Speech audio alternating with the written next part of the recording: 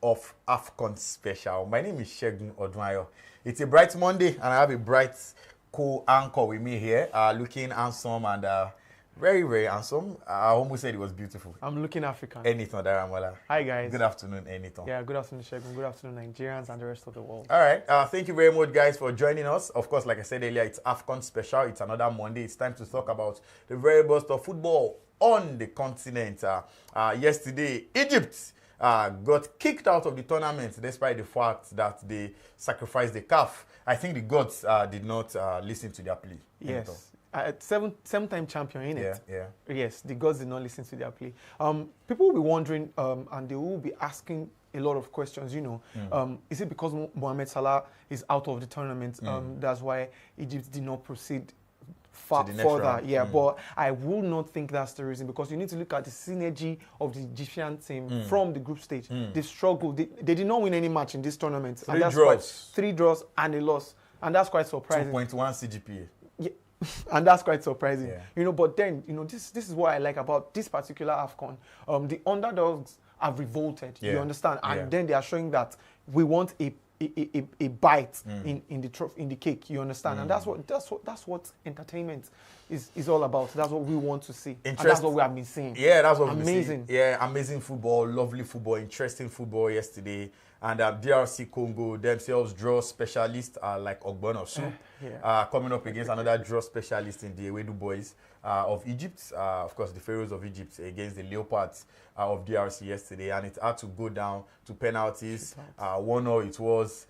Both sides trying to get something off the match. Unfortunately, the goalkeeping savior of a few AFCONs ago, Gabaski, who was very, very influential for Egypt. Remember that he was the second goalkeeper in that tournament. El Shawami was the first goalkeeper. He got injured. Same thing happened yesterday. El Shawami was injured. Gabaski came on board, and when it was penalties, I thought, oh my goodness, it's time for the CAF slain team to win. Unfortunately, they couldn't do much because, of course, it's penalties. It's anybody's game when it gets to penalties. Yes.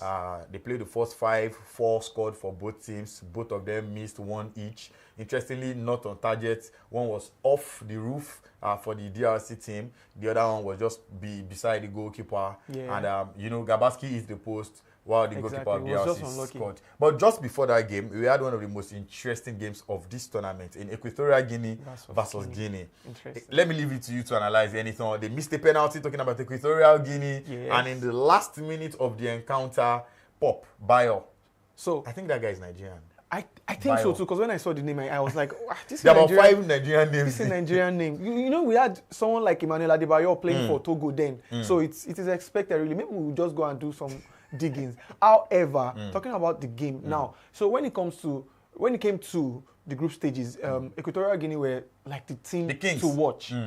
They were like the team to watch. Their striker and Suwe was the highest goal scorer. I think he had 5 goals. Yeah, with 5 goals. But then when it comes to the knockout stages, whether he qualified as runners-up or whether he qualified as best loser, anything can happen. And I like the fact that the thing is, if you have chances and you do not take your chances, you are going to rue those chances. You rue missed opportunities, and then you pay for it. And that's just what happened with Equatorial Guinea. They missed a golden opportunity. It should have just opened the floodgates for the goals to come in, you understand? But then, it's the knockout games and it's the AFCON.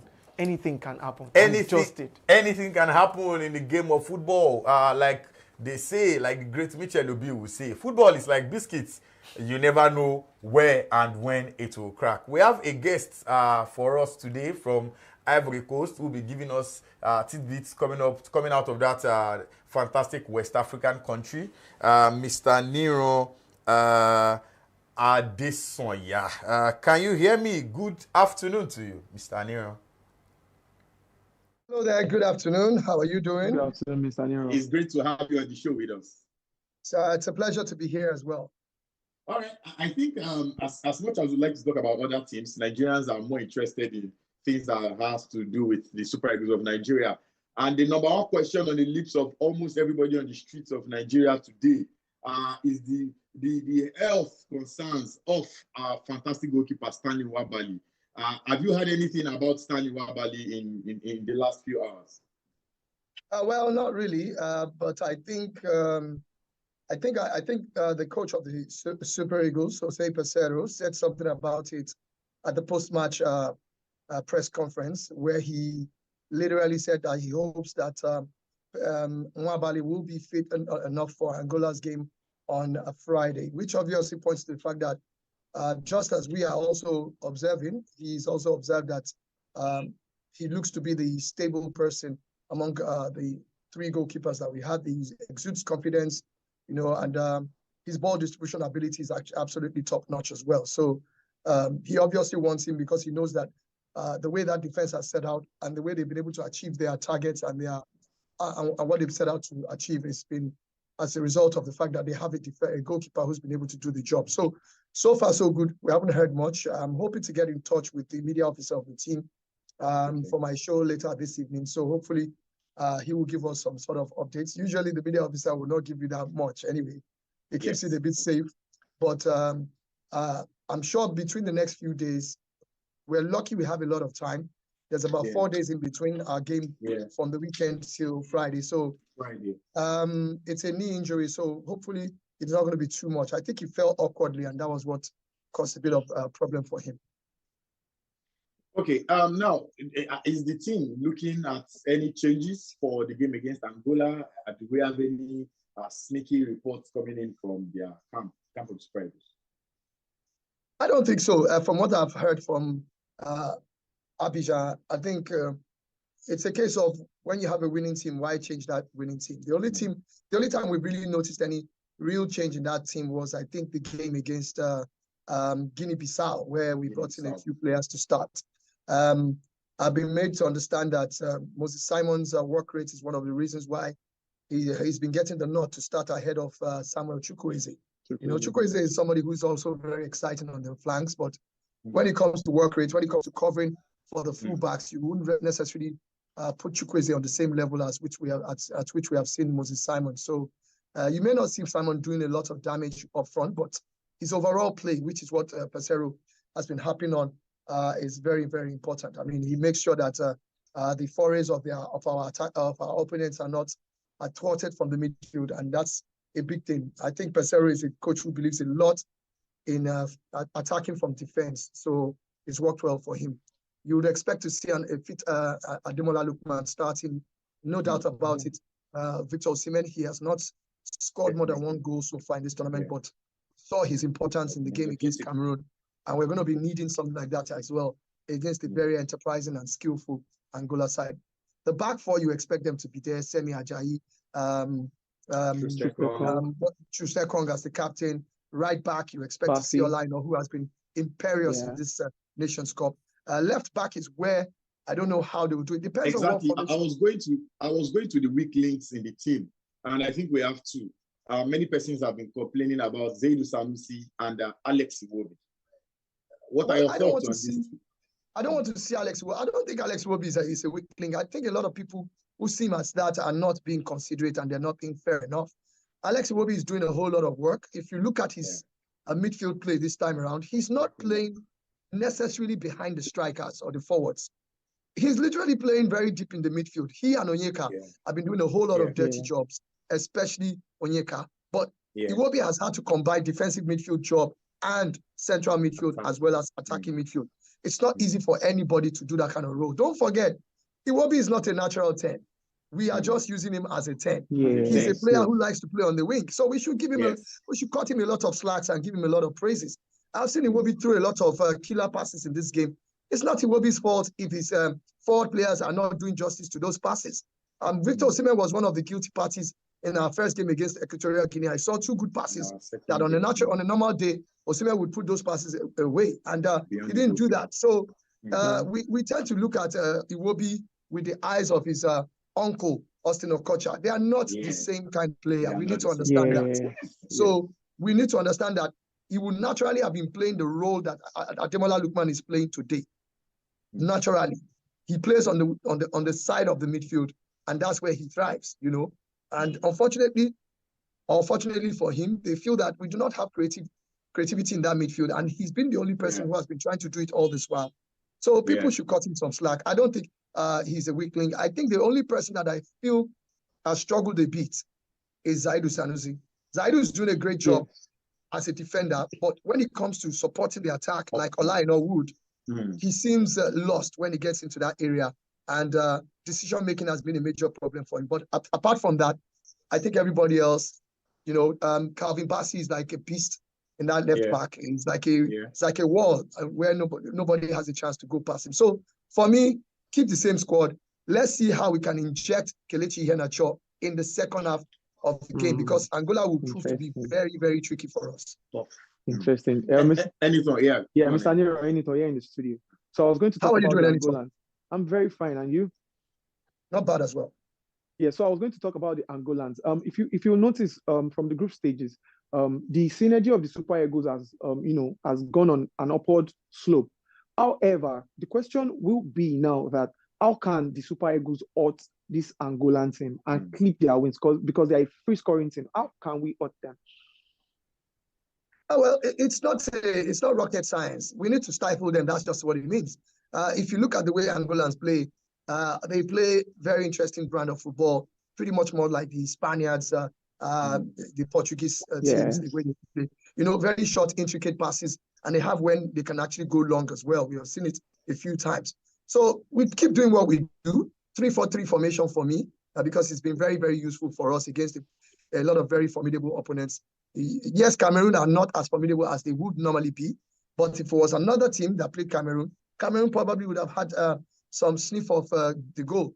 In our game, no goal scoring chance at all, not a shot on target for that. That says that 3-4-3 formation seems to be working well. And it does look like the team is understanding it very well. So, because what it means is that you have a crowded midfield that makes it very difficult for your opponents to operate from that angle.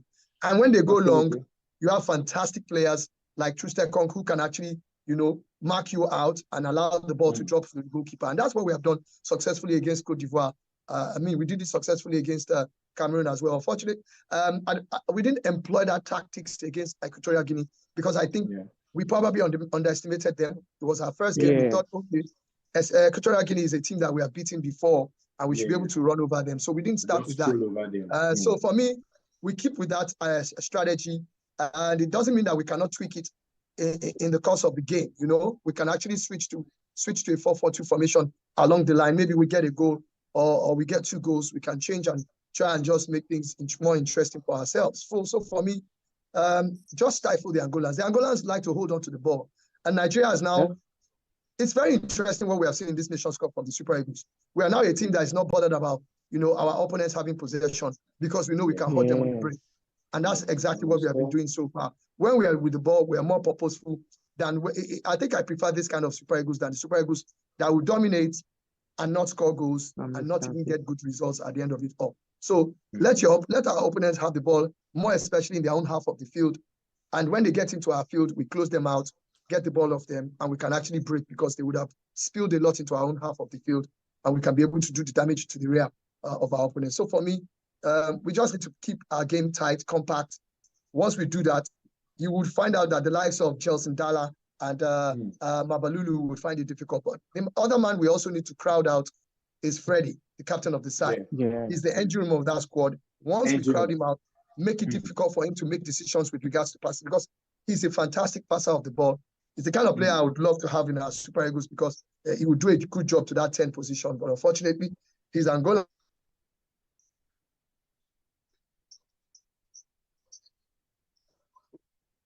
It looks like we've lost. Mr. Nira, this one, you're there all the way from Ivory Coast.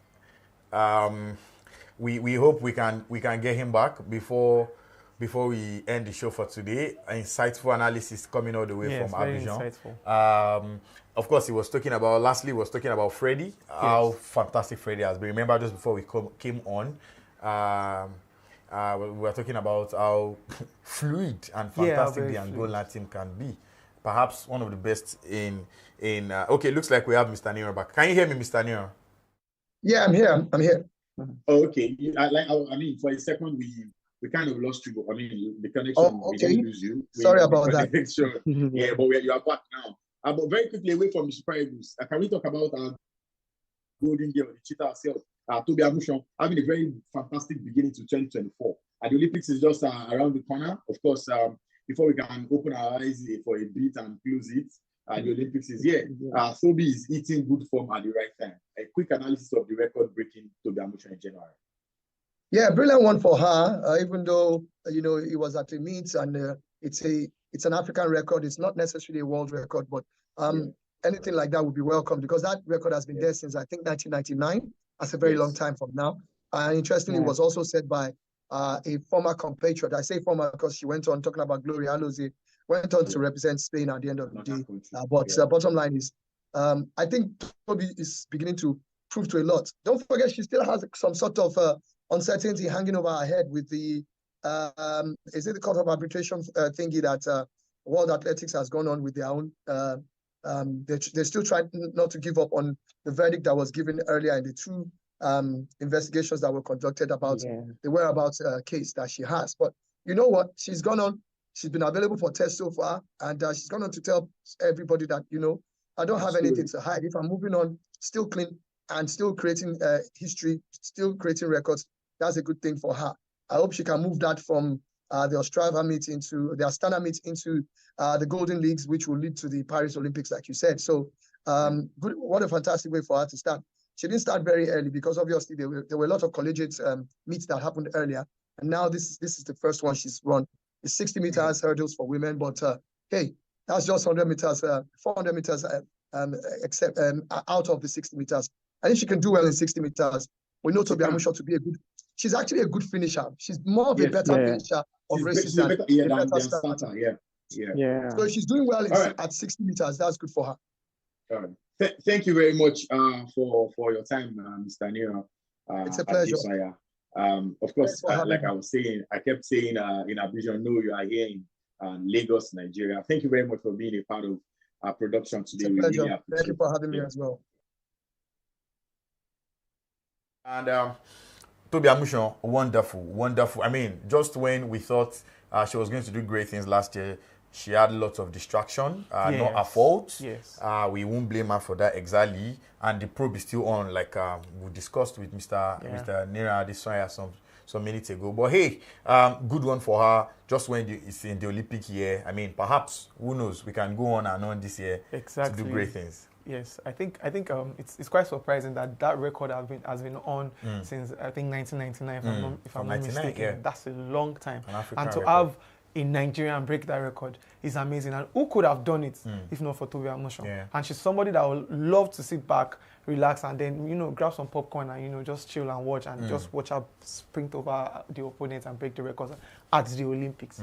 All right, away from athletics, time to move into some very beautiful tennis. The Australian Open came to an end, but not without its own controversy.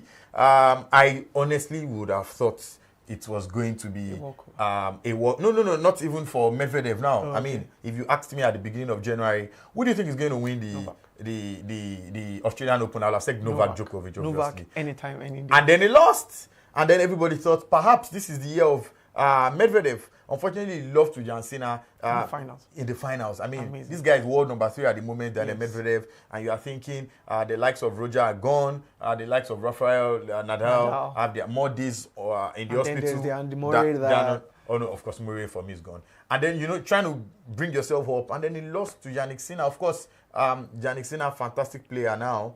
I'm not going to say he's the reigning champion. Yeah, but I didn't see it coming. I didn't see it coming.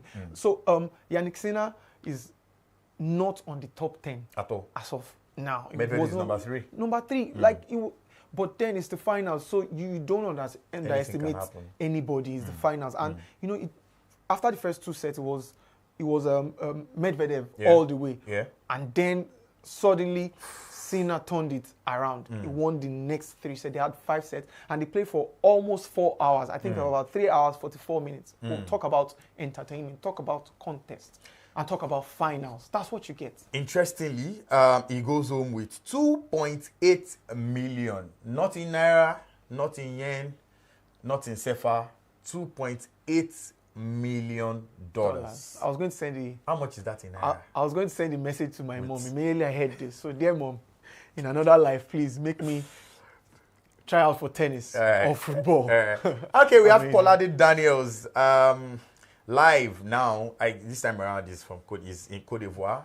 Of course, if you have been following us on our platform, you know we've been speaking with Kolade Daniels. He was in the game to watch the Nigeria-Cameroon game the other day, and you could feel the vibration of the stadium. Kolade Daniels, good afternoon. Of course, I'm sure it's afternoon as well in Cotedvoire. Can you hear me? Yeah, hello. Hi, Kolade Daniels. Good afternoon. Yeah, good afternoon. Pleasure to be here. Beautiful.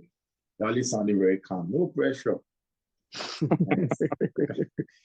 All right. Just before you came on, we were speaking about tennis and talking about the Australian Open finals between Jannick and Daniel Medvedev. I mean, if I was to, put my money on that game, what was the odds of me winning? What was the odds for Senegal compared to Medvedev? The odds were pretty much almost balanced because it was actually a game that could go anyway. But you would have gotten more odds if you backed Senegal to win. Yeah. Okay. Yesterday, DRC Egypt. Where were the odds? In whose favor were the odds yesterday? And the odds were obviously in favor of Congo because everyone thought Egypt to win. Even right here in Ivory Coast, everyone expected Egypt to win. So it was a case of the underdog coming out on top. And particularly, I have no issues with Egypt, but it was good for me to see DR Congo knock them out. I enjoyed that. Why you're beefing on Egypt? I'm not beefing on Egypt, but I seem to have a thing with North African sides. I don't know. There's this feeling they always they've dominated African football sort of, and there's this superiority they sort of have over West African sides. So for a start, it was good to see other sides from other regions knock them out, especially after Algeria already got knocked out in group stage as well. So yeah, it was a breath of fresh air. Cotedvoire, the hosts, will be playing tonight against the number one team in Africa.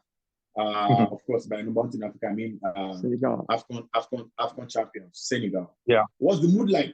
Do they think they are going to win? Is there a public holiday there in Cotedvoire today? Every time they've had a public holiday, they've always had a public holiday on all their match days. All their match days, the public holiday. Yeah, before now. So is there a public holiday today as well? Exactly. There is a public holiday. People, students going to school will be released from school as early as 12 or 1 so that they can prepare for the match and all. But the mood this time around is actually very different because compared to their group stage games, they were going into the games with optimism and all of that. But this time around, considering that they already thought they were out and only for them to qualify as one of the third best ranked sides. So they expect that Senegal will probably beat them. So they are not going into this game with so much expectation. Anything that happens, we'll take it like that. That's basically what they are saying.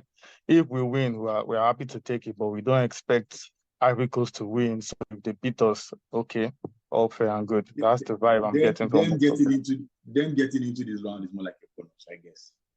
Sorry? Them getting into this round is more like a bonus for them. Yeah, it's more. I don't think it's a bonus actually because they expected that they should go far. To be fair, based on the hype I've seen. In fact, if you check on their local stations, they released over 100 local songs promoting the Ivorian national team ahead of this tournament. 100 different songs. So you can't put their performances in the group stages. I mean, it's a bonus that they are here. If Ghana had won, going by their performance, it is a big bonus. I agree. Yeah. Are they trying to open the gates tonight? No, they are not trying the gates open. It has actually been very difficult to get tickets this time around. This is the first time CAF are employing an online ticketing system, and it has been very difficult for people to get games, especially Nigeria's fixtures, for obvious reasons. If you go to the CAF website now, you can get tickets down to the semi-finals, but there are no slots for Nigeria's next game for some reason. That is the only game with no tickets. Why? What's the problem? I mean, Yeah, this is the same question we're asking as well. What's the problem? But my guess is that people expect that Nigeria's tickets are actually one of the fastest selling. So people are buying them out and reselling them at black market prices, which is, yeah. So we have a bit of the Premier League issue then. okay. Exactly. Do we have so many Nigerians again in Ivory Coast that are trying to watch the games, or are Africans generally interested in the games of the Super Eagles? It's a combination of both. When Nigeria are playing, you see people from different countries, even Moroccans, Ivorians. Everybody wants to watch Nigeria's game, and of course, there's the added hype of Victor Osimhen. The Africa's best player. So everybody just wants to watch him and see him play. So yeah, not only fighting with Nigerians for tickets, but you're fighting with Ivorians, you're fighting with people from other countries to get tickets. So it has been pretty difficult, but for me, I have accreditation, so I can go into the stadium. But for fans looking to get into the stadium via tickets, it has been pretty difficult. How expensive are these tickets? Before I pass you to anything, how expensive are these tickets? Do they increase their prices depending on the games, or do you have them fixed? Yes, the tickets have been they have been getting more expensive as the tournament progresses. But actually, this is a case of, I don't know, I don't want to come on the show to, slay Africans, but it's a case of we Africans always trying to get, one ahead of each other, because on the CAF website, no ticket should cost more than 15,000 CFA. In Naira, that would be equivalent to somewhere. Yeah, no. In Naira, that would be somewhere around 30,000 Naira times 2 of the rate. Yeah, we're not going to go into economical talk here, but talk about Nigerian currency. Yeah. Converted to Nigerian currency, you multiply by 2. So converted to Nigerian currency to watch the game for Angola against Angola on Friday for a Category 1 ticket, you probably need about 40,000 in Naira, and maybe 15,000 in CFA.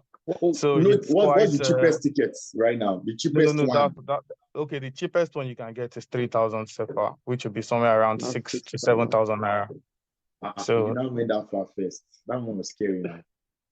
So those are the cheapest tickets that you can get. That's actually not so bad, because if there were to be a game in Lagos, if the AFCON was to be hosted in Nigeria and make tickets 6K, I think it will not stop people from going. I mean, we buy tickets for musicians and stuff like that. So exactly, we even do Netflix and Amazon Prime. How much what's 6K that we can't see to watch Osimhen and other top quality players? I don't think it should be an issue. Nigeria, Angola, what has been the mood in the camp, and do you think we can win? To be frank, in my own opinion, yes. Earlier on, you asked a question about Stanley Nwabali being available for the game, and I guess Nero could not really give you a clear answer, but the early indication so far is that he should be ready for the game, because after the game he limped out of the stadium, where he was walking properly without support, which is a very good sign.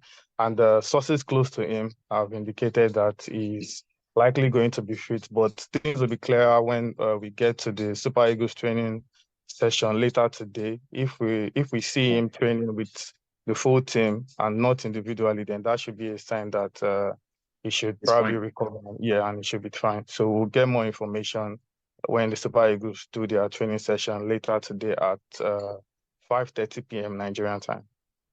All right, Enzo. Yeah, good afternoon, Kolade Eniton here. Yeah, good afternoon.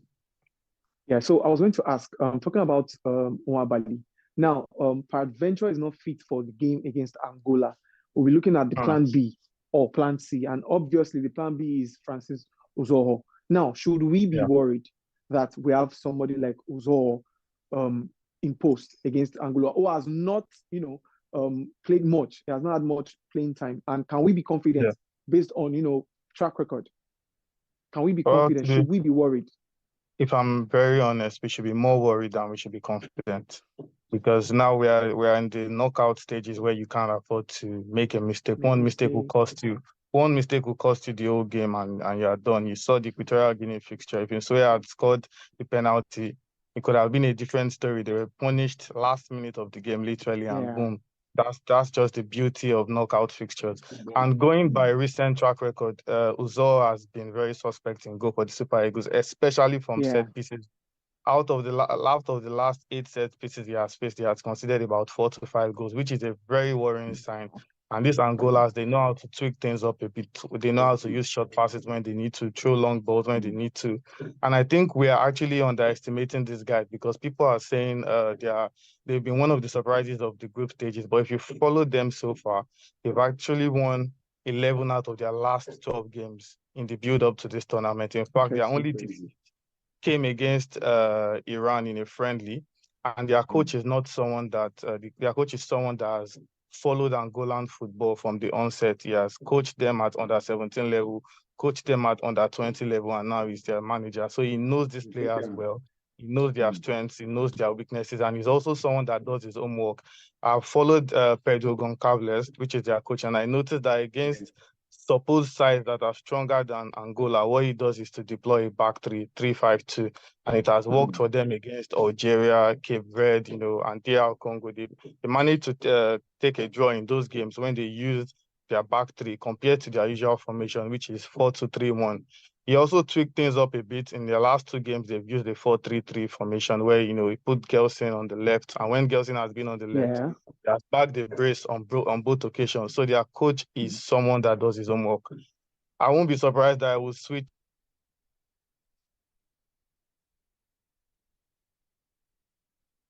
Hello, Kolade. Can you hear me? Okay, we're having a very fantastic time with Kolade there. Unfortunately, we have some network issues. Okay, Kolade, can you hear me? All right. At some point we just couldn't hear you again. I think. Oh, okay. Sorry. Can you maybe tell me where you stopped? You were talking about Pablo Gonzalez and about the fact that he has been their manager from under 17. Yes. Sorry, that's in the background. Those are Ivorians already preparing for their game. I hope they don't prepare. I think that's the sound of Vuvuzela. Yeah, they are Vuvuzelas making noise on the streets. But yeah, so I was saying that I was saying that the Angolan coach is a very detailed guy, Pedro Goncalves, because he does his own work. He uses formations suitable for the respective teams that they face. Against so-called bigger sides than Angola, they tend to use a back 3, and it has worked for them in those games. They managed to get a draw against Algeria, against Cape Verde, and against DR Congo. But their usual formation is a 4-2-3-1. Where they deploy either Gelson. They deploy Gelson on the left and Mabululu, plays through the middle and all of that. Of course, we have Freddie running the show, Estrella, and other guys doing their thing. My only sort of consolation or happiness is that their goalkeeper got a red card, Neblu, last time out. So, but it could go both ways. Kadu will be the one to replace him, but he could come in and just. Yes, second goalkeeper. He could come in with a point to prove. Come in and become another. Exactly. He could come in with a point to prove and perform even better than Nebulu, or he could come in and just be a shambles. So I really don't know how that will go. But for the Super Eagles, I just feel like we need to do more of the same that we've been doing, and we just need to be more clinical in front of goal because Angola Angola decide to take their chances, and I think it will just be a game of who wants it more. Yeah. Yes. So I was going to come to that. We were talking about being worried about Uzor. However, I need to talk about the importance of being clinical in these games, because if you look at the game from the start of the competition for Super Eagles, we've been a team that has created more chances. However, we have not been clinical. We have missed chances. And you go back to the game against Cameroon. There was a chance for what's his name now? Olaino. Wow. Against the game against Equatorial Guinea. I was so pissed at that chance. A defender, and he could have just made an assist for Osimhen, but he chose to take a shot. And if you are going to take a shot, you must just tear the net. However, we've been not clinical enough. And if you are going to be worried about the goalkeeper, we need to be more clinical, because this team we are playing, they obviously will score goals or will score a goal. but we need to beat them by scoring more than them. We don't want to go to the penalties. So how important is being clinical against Angola?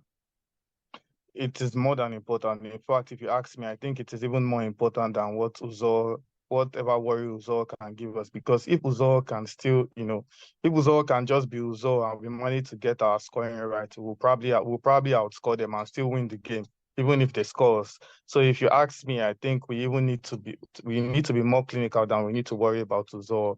And what I've seen so far, actually, the Super Eagles are trying their best in attack, but I think Osimhen has been a little isolated here, and that's why he has only scored one goal. But to be fair, he has also missed some chances on his own where he should have converted, and he could have scored more. One against Clear chances where he could have scored at least 2 or 3 more. But I think at some point we would need to consider the introduction of Kelechi Iheanacho, someone that can play closer to Victor Osimhen, and maybe that will probably help him, get some more goals. But I think right now he's just being so isolated up front. All right, thank you very much for your time, Kolade Daniels. Thank you so hopefully much. we'll have you again as the competition goes on. So I can give you a free prediction, by the way. Nigeria 2, Angola 1. Really? Free. Wow. For free. Nigeria for free. 2, Angola 1. You can do what you want with the info. So my last prediction, by the way, for Nigeria Cameroon was 2-0. I was correct. Correct. How many odds do Nigeria Angola 2-1 be? And Nigeria Angola to win 2-1 should be somewhere around 15 odds. Your prediction for Ivory Coast? Senegal. My prediction Senegal, for what? Ivory Coast, Senegal. Ivory Coast. Ivory Coast and Senegal 1-0 for Senegal. Have you ever gotten those ones correctly before? Yeah, I got my last prediction correct for Nigeria Cameroon. 2-0 was my prediction. Okay, I think I'll be speaking without your Nigeria. Yeah. Let me know. All right, thank you very much for your time. Thank you so much. Thank you so much. It was a pleasure. Yeah. All right, guys.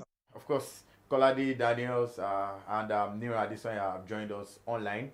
But I have Anyton with me, still smiling and looking very handsome beside me here in the studio. I think we've been speaking so much about Senegal and Ivory Coast, forgetting that we have Cape Verde against Mauritania. Yes. The Mauritanians were seriously celebrating in their country when they qualified, but everything may come to the end tonight. Remember that these guys that got kicked, or not, of course, these guys that got kicked out yesterday, Cape Verde, their president gave them $1 million, I think €1 million. Yes, for their fantastic performance at the level of the Congo, right? group stage. Okay, Cape Verde that got kicked out yesterday. Equatorial Guinea. Sorry, Equatorial Guinea. I beg your pardon. Yeah. Equatorial Guinea, their president was the one who, I think, gave them €1 million to celebrate and all that. Of course, there was so much euphoria about their tournament. Yes. But tonight, we are going to be having, of course, it's this evening, 6 p.m., we're going to be having Mauritania come up against Cape Verde. And it looks like nobody's talking about it. So I think the Cape Verdeans were the team that didn't lose against Egypt and Ghana, if I'm not mistaken. Cape Verde have been fantastic. And then they have someone like Bebe who has scored one of the goals. 80% of the fantastic goals of the tournament have come from Cape Verde. And they are a free-flowing team. Yeah. Now you expect them, to run rugged against the Mauritanians. However, you can't rule out the fact that this tournament has been one with a lot of surprises and upsets and what have you. The underdogs are showing that we are not... Who do you think will win that encounter? Well, from the statistics or from what we have watched from the group stages, I think that Cape Verde would win. But I will not rule out an upset. Anything can happen. Senegal, Ivory Coast? Senegal, Ivory Coast. This one is tricky because, the Ivorians have a lot to prove to their fans because these guys are stuck with them despite the losses. So I expect them to pull a surprise. And as a Nigerian who, I want Super Eagles to go far, I don't want us to play Senegal. So you want Senegal kicked out? Yes, I want them kicked out. However, they are stronger. They are stronger. They are what would you call them now? The favorites for the trophy again. But I don't want them to win it back to back. All right. Hopefully, he doesn't want Senegal to win the... But I'm still not giving you a prediction yet. Me? I'm still not giving you a prediction. Oh, you've not given a prediction. That's why I say you're trying to be politically correct. I'll predict penalty shootout. All right, interesting. Thank you very much for being a part of this show. It's been an interesting one. Thank you to the guys in the studio pressing the right buttons. Olale Konlabode, our producer, Sulaimon Adini, and of course, not forgetting Margaret Osazuwa and Marvelous Agumbiade. In the studios, I've had Olalekan Adetunji moving from one angle to the other. From Anython, Daramola and myself, Shegun Dwyer, have a fantastic week. God bless.